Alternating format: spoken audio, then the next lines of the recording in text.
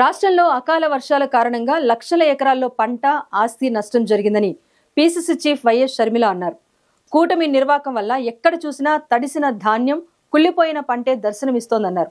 దాదాపు 5 లక్షల ఎకరాల్లో పంట నష్టమైందన్నారు. ప్రభుత్వం రైతుల నుంచి సకాలంలో పంట కొనుగోలు చేయకపోవటం, ఇప్పటి వరకు ఎవరిని పంట నష్టం అంచనా కోసం పంపకపోవటం దుర్మార్గమని అన్నారు.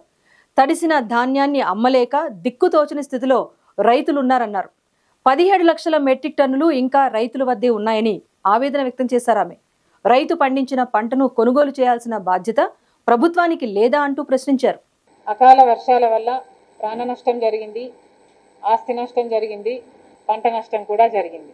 అకాల వర్షాల వల్ల ఎక్కడ చూసినా తడిచిపోయిన ధాన్యం, రాలిపోయిన మామిడి, కూలిపోయిన అరటి, చెడిపోయిన పసుపు ఇలాంటివే కనిపిస్తున్నాయి. మరి ప్రభుత్వం ఏం సమాధానం చెప్తుంది? దాదాపు 5 లక్షల ఎకరాలలో పంట నష్టం జరిగింది అని వార్తలు వినిపిస్తున్నాయి. కానీ ఇంతవరకు ప్రభుత్వం తరపు నుంచి కనీసం ఎవరినైనా పంపి సర్వే చేస్తున్నట్టు కూడా సంకేతాలు అందటం లేదు. మరి ముఖ్యంగా వరి రైతులు పండించిన ధాన్యాన్ని కుప్పలు కుప్పలుగా పోసి అమ్ముకోలేక ఇప్పుడు ధాన్యం తడిసిపోయి దిక్కుతోచని స్థితిలో ఉన్నారు. వీరికి ప్రభుత్వం ఏం సమాధానం చెప్తుంది? అన్న చెప్పినట్టు ఉభయ తూర్పుగోదావరి జిల్లాలు తీసుకున్నా కూడా దాదాపు 30 లక్షల ఎకరాల 30 లక్షల మెట్రిక్ టన్నుల దిగుబడి వచ్చింది. దాంట్లో ప్రభుత్వం తీసుకున్నది కేవలం 13 లక్షల మెట్రిక్ టన్నులు, అంటే 17 లక్షల మెట్రిక్ టన్నులు ఇంకా రైతుల దగ్గరే ఉంది. పొద్దున అన్న వివరిస్తుంటే చాలామంది రైతులు మా పంటను కొనుక్కోండి అని ఆఫీసర్లని బ్రతిమలాడుతున్నా కూడా మా లిమిట్ ఇంతే, లిమిట్ ఎక్సీడ్ అయ్యి మేము కొనలేము అని రైతులకు సమాధానం వస్తుంది. రైతులు పండించిన దాంట్లో కనీసం 30% కూడా, కొన్ని చోట్లయితే మరీ అధ్వానంగా 15-20% కంటే కూడా ఎక్కువ కొనుగోలు ప్రభుత్వం చేయట్లేదు రైతు భరోసా కేంద్రాల ద్వారా అని చాలామంది రైతులు వాపోతున్నారని చెప్పడం జరిగింది.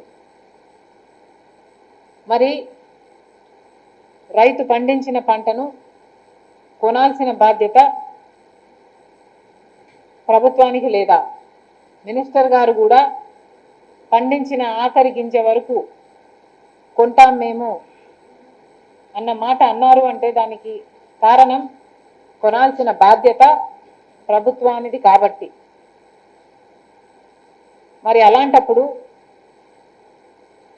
కేవలం రైతు దగ్గర ఈరోజు కొనకపోవడం వల్ల కుప్పలు కుప్పలుగా ఎన్నో చోట్ల పోసుకొని ఎదురు చూడడం వల్ల ఈ అకాల వర్షాలకు పంట తడిసిపోయింది. మరి ఇప్పుడు ఆ రైతు ఆ పంటని ఏం చేసుకోవాలి?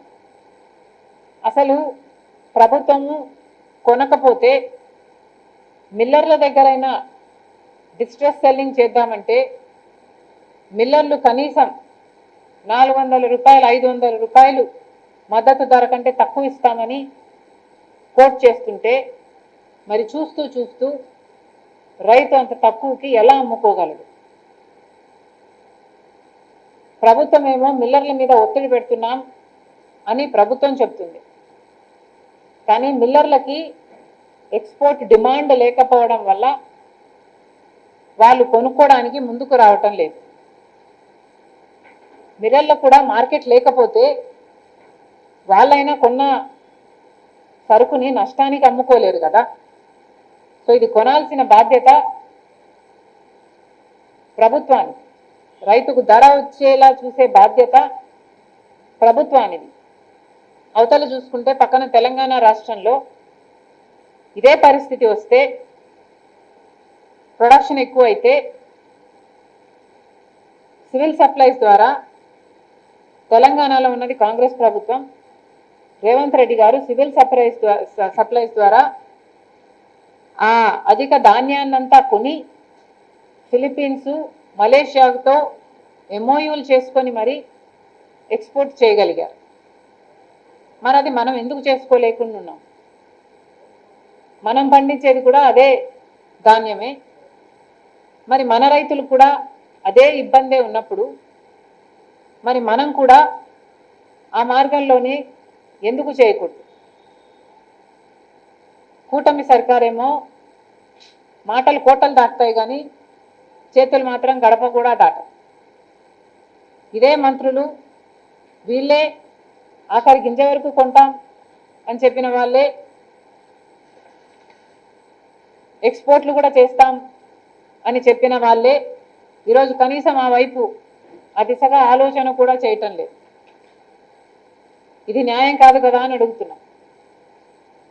ఇప్పటికైనా కాంగ్రెస్ పార్టీ డిమాండ్ చేస్తుంది, ధాన్యం అంతా తడిచిపోయింది అంటే దానికి కారణం ప్రభుత్వం ధాన్యం కొనడంలో ఆలస్యం చేసింది కాబట్టి ఇప్పటికైనా తడిసిన ధాన్యాన్నైనా ప్రభుత్వం మద్దతు ధరకే కొనాలని కాంగ్రెస్ పార్టీ డిమాండ్ చేస్తుంది.